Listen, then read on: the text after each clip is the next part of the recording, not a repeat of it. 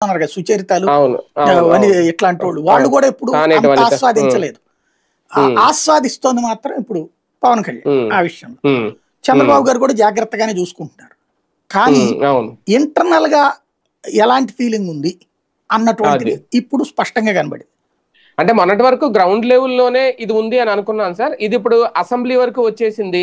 అంటే వాళ్ళ మంత్రుల్ని వాళ్ళ శాఖల్ని తెలుగుదేశం పార్టీ వాళ్ళు టార్గెట్ చేస్తున్నారు, అసెంబ్లీలో నిలదీస్తున్నారు, ప్రశ్నిస్తున్నారు. అంటే అంటే భవిష్యత్ రాజకీయాలు ఇద్దరి మధ్య ఏమైనా గ్యాప్ పెంచే అవకాశం కనిపిస్తోందా ఆ మాటలు, ఆ చర్చ? వీళ్ళిద్దరూ ఉన్నంత వరకు ఏ ప్రాబ్లం లేదు. పవన్ కళ్యాణ్కి, చంద్రబాబుకి, లోకేష్కి, ఈ ముగ్గురికి మధ్యన ఉమ్, సంబంధం ఇదే బాగున్నంత వరకు ఏ ప్రాబ్లం ఉండదు.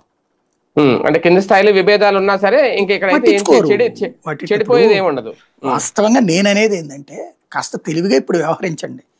ఉమ్, ఇప్పుడు ఆ నియోజకవర్గ స్థాయి సమన్వయ కమిటీలు లేకపోతే ఉమ్, రాష్ట్ర స్థాయి సమన్వయ కమిటీలు ఉన్నాయి కదా, అవి వేసుకుంటూ అవును. ఉన్నారు. ఇదే ఉన్నాయి ఆల్రెడీ కమిటీలు అన్నారు కదా మీరు ఇంతకు ముందు.